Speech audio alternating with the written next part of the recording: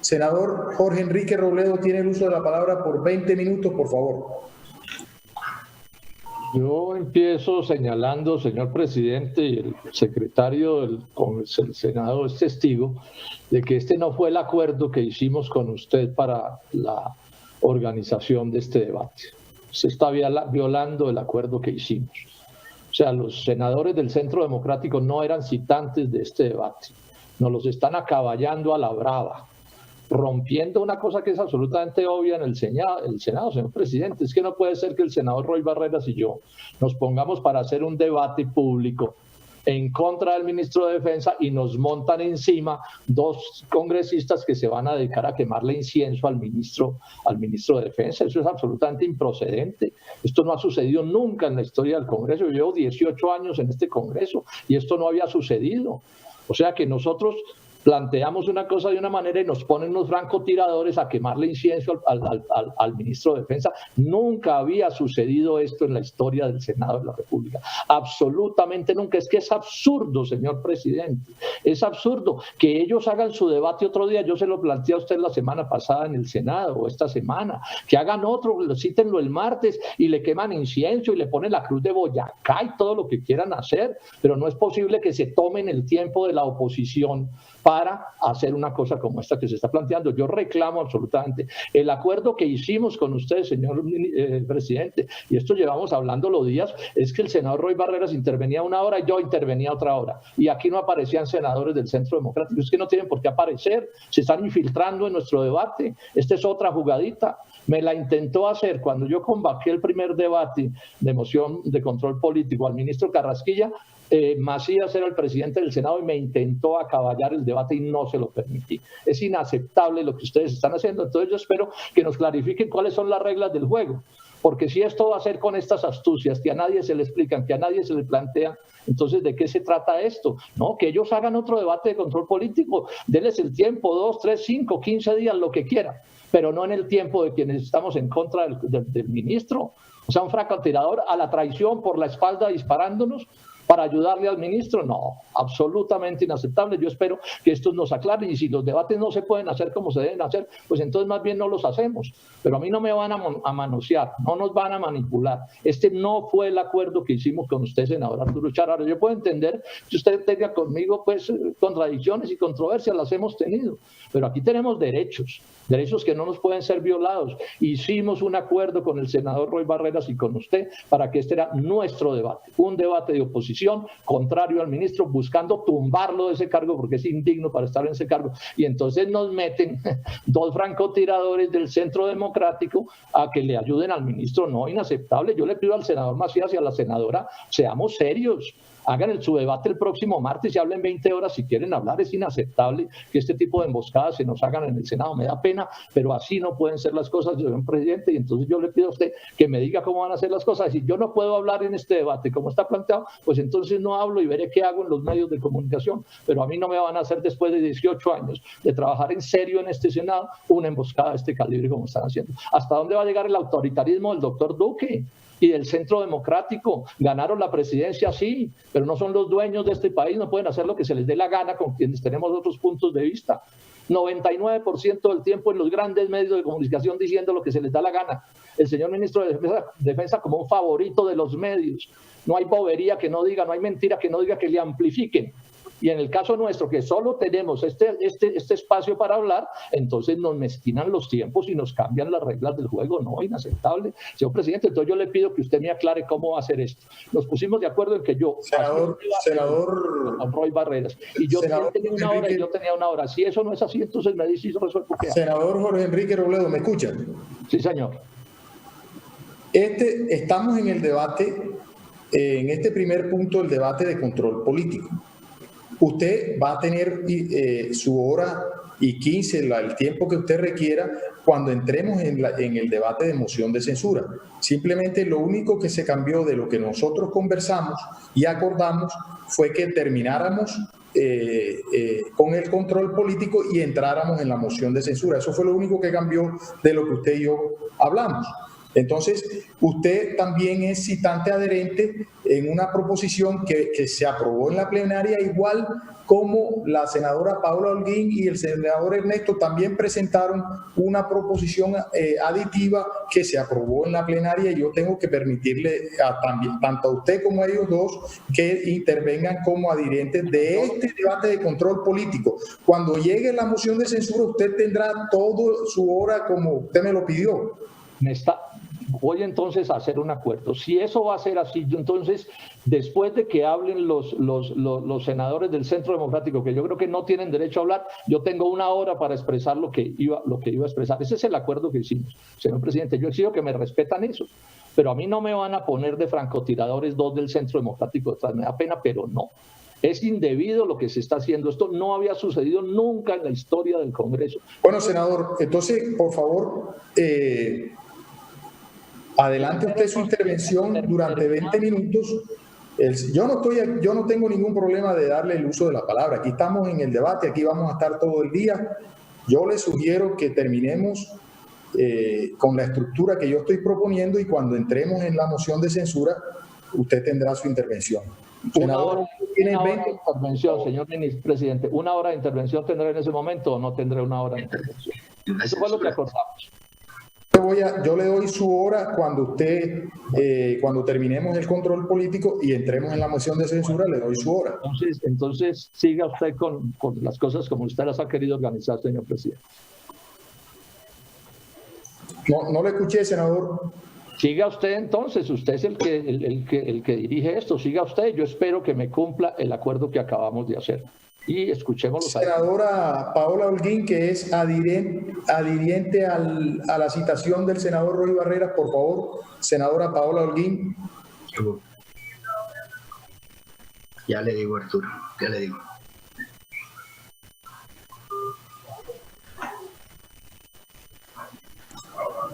Senadora Paola Holguín tiene el uso de la palabra por 20 minutos, por favor. Muchas gracias, señor presidente. Yo quisiera primero aclararle a los colombianos y a esta plenaria que en el Congreso ha sido normal y ha sido tradición que cuando se presenta alguna proposición, pues otros senadores puedan sumarse a ella, incluso cuando de debate se trata. Nosotros radicamos la proposición para adherir a este debate, que es la proposición 27, el 22 de septiembre de este año a las 5:04 de la tarde, y posteriormente fue aprobado por la plenaria. A uno le extraña que quienes tienen un talante democrático en que reconocemos como el recinto de la democracia, pues se tenga tanto miedo al debate, a las posturas distintas, y simplemente se acuda a la descalificación. Ni el senador Macías ni yo somos francotiradores, somos senadores, tan senadores como quienes nos antecedieron en la palabra, y aquí nadie está prendiendo incienso. Nosotros simplemente queremos participar con argumentos, con respeto, en un debate que yo creo que es muy importante para los colombianos. Es muy fácil tratar de engañar y de manipular, pero uno tiene que tratar de hablar con cifras y con la verdad. Lo primero es que extraña que se diga que este debate se ha tratado de sabotear. No se ha saboteado a nadie, se tuvo que postergar, como pasa con muchos debates en esta plenaria. Y lo cierto es que nadie decide contagiarse de COVID. Yo no creo que ninguno de nosotros, y mucho menos la senadora María del Rosario, decida contagiarse simplemente para que un debate no pueda hacerse presencial. El COVID es una enfermedad que no es optativa para quien la contrae. Entonces, me parece por lo menos una falta de respeto.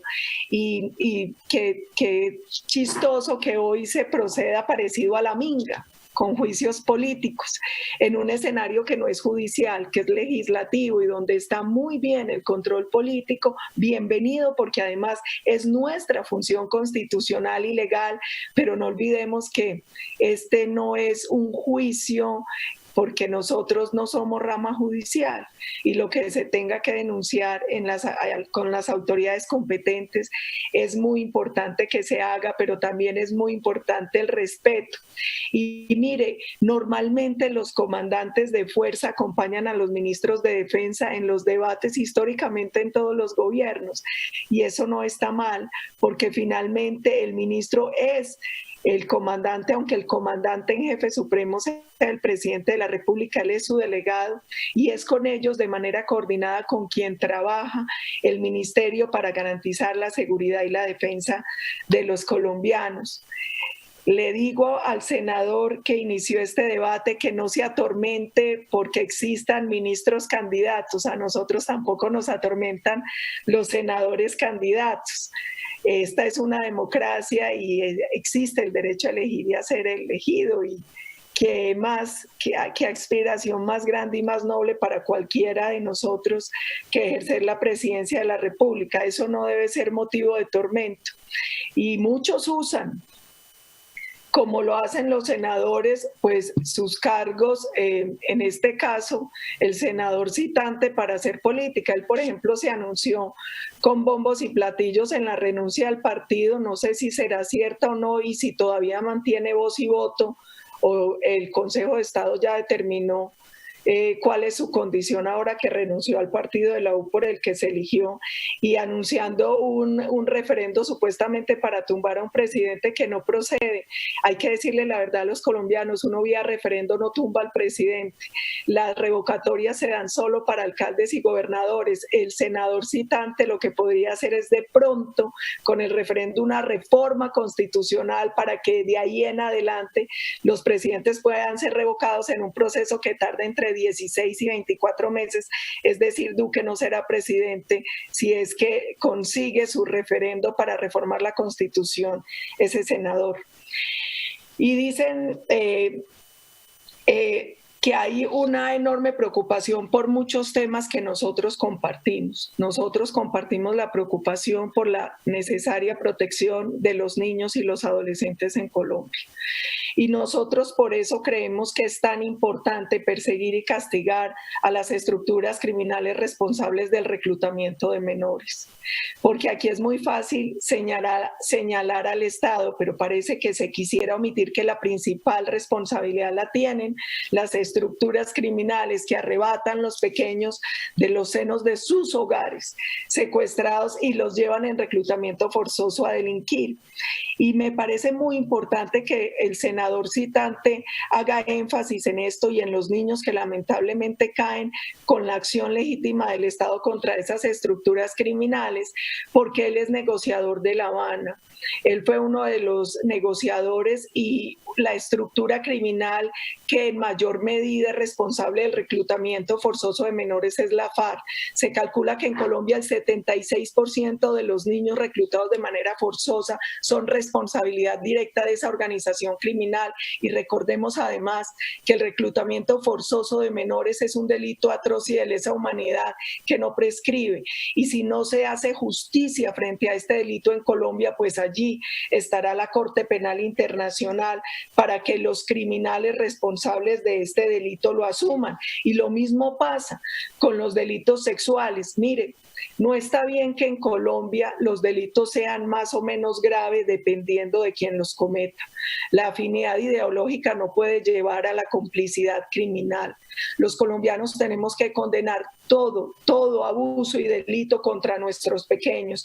Y ahí hay un tema muy importante, porque la Fiscalía tiene más o menos 234 delitos sexuales contra niños que fueron reclutados por la FARC. Rosa Blanca ha denunciado 67 violaciones y 464 abortos. La JEP dice tener 8.839 víctimas individuales de reclutamiento forzoso y no tiene ni una sentencia. Esperemos, por Dios, que más temprano que tarde se pronuncie la JEP contra estos delitos tan graves, y que además se apoye, porque ya habían muchas investigaciones adelantadas en la justicia ordinaria. Son muchos temas los que aquí se han traído y trataré de ir yendo uno a uno. Por ejemplo, el tema de la creación de los enemigos. Es cierto que grave es el macartismo, donde todo se trata de dividir en amigos o enemigos. Y bien que ustedes lo hicieron cuando nos tildaron a nosotros de enemigos de la paz y amigos de la guerra para evitar el debate de fondo, que no era sobre la paz, que es un anhelo que tenemos los millones de colombianos, los casi 50 millones de colombianos. El debate era sobre un proceso de impunidad, el debate era sobre los derechos de las víctimas, el debate era sobre lo inoportuno que resulta que criminales atroces y de lesa humanidad estén sentados en el Congreso sin pagar por sus delitos. Ese era el debate, pero ustedes prefirieron llamarnos enemigos de la paz y amigos de la guerra para eludir el debate y para macartizarnos. Normalmente termina sucediendo que ustedes nos acusan de sus propios delitos. Y como lo hacen cuando hablan de instrumentalizar a la fuerza pública, así lo hicieron cuando obligaron a nuestra fuerza pública a sentarse como si fueran iguales con esos criminales atroces y de lesa humanidad que ellos combatieron en el marco constitucional y legal. Así lo hicieron cuando presionaron a los miembros de la fuerza pública para apoyar a ese acuerdo de impunidad. Así lo hicieron cuando también retiraban a aquellos miembros activos que se oponían a la entrega del país que le estaba haciendo el gobierno anterior a la FARC. Y se quejan ustedes por los soldados que están erradicando manualmente. Sí, yo tampoco quisiera ver esos 14.000 miembros de nuestra fuerza pública en tareas de erradicación, pero lamentablemente tiene que ser así porque no se ha permitido la fumigación con glifosato. Y dicen aquí que ese no es un problema de La Habana. Claro, es que ahí fue donde empezó el problema. Recuerden que cuando se inició el proceso de La Habana, en un primer documento que lo debe conocer muy bien quien me antecedió en la palabra, que fue tan cercano a todo ese acuerdo, que se llamaban 10 propuestas mínimas de la política antidroga para la soberanía y el buen vivir de los pobres del campo. El punto 5 decía literalmente suspensión inmediata de las aspersiones aéreas con glifosato. Literalmente era el punto 5 de esos 10 puntos mínimos que exigía la FARC en el documento del 2 de diciembre de 2013 cuando se estaba en el proceso. Y fue ese gobierno el que defendió que se prohibiera la fumigación con glifosato. Recuerdo que ese debate lo tuvimos en Comisión Segunda con el entonces ministro de Salud, que se basó en un informe de la IARC para decir que el glifosato era posiblemente cancerígeno. Y como le dije en su momento, llama la atención que le preocupe el glifosato que sea posiblemente cancerígeno. En ese mismo informe aparecían cámaras bronceadoras, peluquerías, y yo no lo veía decomisándolas ni cerrándolas porque aparecían en el mismo grupo, en el mismo informe de la IARC. Y también le decía que llama la atención, muchos de los que están aquí, el senador Aulo Polo, muchos de nosotros que vamos al campo, recuerden que nuestros campesinos dicen que van a randear, randon es glifosato. Colombia, cuando estuvo en full fumigación con glifosato, empleaba más o menos 3 millones de litros, pero al año emplea más o menos 25 millones de litros en cultivos lícitos. Esa es una verdad que hay que decirle al país. En Colombia, el café, el algodón, el arroz, la caña de azúcar usan glifosato. Entonces, resulta que a ustedes les parece muy dañino para la coca, pero no los preocupa con los otros cultivos. Y decía el senador que él tiene una conciencia ambientalista. Bienvenida a la conciencia ambientalista y sobre todo en esta circunstancia. Y créanme que le hace más daño al ambiente la coca que el glifosato. Por cada hectárea de coca en Colombia se tala 1.5 hectáreas de bosques. Los precursores químicos que se utilizan para convertir la hoja de coca en base de coca le hacen mucho más daño a la tierra y a las fuentes de agua que el glifosato. Entonces no se llamen a engaños. Aquí hay sectores que han querido defender los cultivos ilícitos y el narcotráfico y que se han opuesto a todo lo que ha mostrado que es eficiente y que que no hacen sino promover la legalización de las drogas diciendo que la guerra fracasó. No, es que no se ha podido dar del todo por quienes le han puesto trabas a la posibilidad. Colombia no olvida que de 2002 a 2010, durante el gobierno del expresidente Álvaro Uribe, logramos reducir en más de un 50% los cultivos ilícitos gracias a la combinación de erradicación manual, forzosa y voluntaria, gracias a la aspersión con glifosato y gracias a la sustitución de cultivos ilícitos. Allí se probó que era posible una reducción ostensible de los cultivos. Y además se dice que hay un montón de cifras mentirosas. Le quiero recordar al senador que las cifras sobre cultivos ilícitos salen de un sistema integrado de monitoreo de cultivos ilícitos que en Colombia empezó a partir de 1999, que tiene una confiabilidad superior al 90% y donde además participa la Oficina de las Naciones Unidas contra las Drogas y el Delito. Todo el mundo sabe que yo he sido bastante crítica de las Naciones Unidas, pero quien me antecedió es bastante afecto a esta organización y al papel que jugó en La Habana, pues le recuerdo que esta organización también hace parte de ese sistema integrado de monitoreo de cultivos ilícitos en Colombia. Otra cosa importante es, aquí dijo un senador que había sido muy grave lo del hijo de Jorge 40.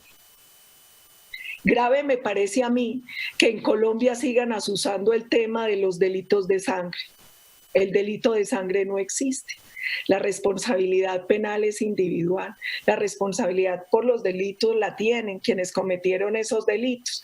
Pero le llama a uno la atención que les preocupe el hijo de Jorge 40, pero no les preocupe que criminales atroces y de lesa humanidad estén sentados en el Congreso con la alcahuetería de quien me antecedió en la palabra. No le preocupa, por ejemplo, Bencos Biojó, a mí sí. Él es el asesino de Bojayá. Bojayá. Esa fue la tragedia que Naciones Unidas calificó de delito atroz y de lesa humanidad, donde la FARC llegó con pipetas de gas y las tiró contra un centro de salud, contra una casa de monjas y contra una iglesia. Afortunadamente las dos primeras fallaron. Lamentablemente para los colombianos, la última sí llegó y le costó la vida casi a 100 civiles que se albergaban inermes en una iglesia, la mayoría de ellos niños, y costó también no solo la vida, sino que se hirieron más de 100 personas. Y el responsable, quien fue condenado por ese delito de la paz, de la FARC, Bencos Biojó, está ahí sentado en el Congreso y posa de honorable senador, y parece que eso no les preocupara. Y no se preocupen porque el senador porque el ministro para este debate tenga asesores, no les preocupe eso, y tenga inteligencia y contrainteligencia, que es información en el Ministerio de Defensa. Además es raro que lo diga el senador que me antecedió, porque él también tiene UTL, que pagamos con los impuestos los colombianos, así como tiene asesores el ministro, y al parecer él también tiene mucho acceso a la información de inteligencia y contrainteligencia con funcionarios, con miembros de la fuerza pública que también pagamos con impuestos los colombianos. Ahora el ministro hablaba, el senador citante, del fracaso de la política de seguridad. A uno le llama la atención que hable del fracaso de la política de seguridad de este gobierno, cuando yo creo que este gobierno tiene muchos más resultados para mostrar que el gobierno anterior. Cuando uno revisa, por ejemplo... La grabación se ha detenido. Esta reunión está siendo grabada. Cuando uno revisa, por ejemplo, la tasa de las cifras de homicidio en Colombia, de 2002 a 2010, el homicidio se redujo de 28.837 a 15.459. Es decir, gracias a la política de seguridad democrática, el homicidio en Colombia se redujo un 46,4%. Durante el gobierno anterior, de 2010 a 2018, se redujo solo un 16,4%. El homicidio pasó de 15.459 a 12.923. En lo que va del gobierno del presidente Iván Duque, nuevamente crece la reducción de homicidio en un 40,6%. Cuando hablamos del secuestro sucede algo parecido. El secuestro durante el gobierno del expresidente Uribe se redujo en un 90,2%, pasó de 28.837 a 15.459. Durante el gobierno anterior pasó de 15.459 a 12.923, es decir, se redujo solo en un 37,6%, y en el gobierno de Duque nuevamente se reduce en más de un 65%. Senador Benedetti, no haga caras, porque uno sí puede ver a los senadores contrario a lo que dice el senador Roy, y esa cifra sí es importante, porque cuando hablan del fracaso de la política deberían hacerlo cifra en mano para no engañar a los colombianos, porque eso también le faltar a la verdad en los debates, también le falta a la democracia y a los ciudadanos que juiciosamente miran estos debates. Es muy importante también en este debate ver el tema del que se trataba cuando hablaban del tema de los menores, y aquí yo quiero resaltar la labor de la doctora Lina y la labor que viene haciendo el ICBF. ¿Por qué?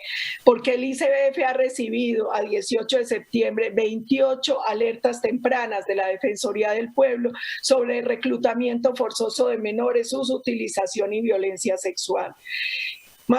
Solo este año 80 niños y adolescentes fueron desvinculados de los grupos organizados, de los grupos armados ilegales.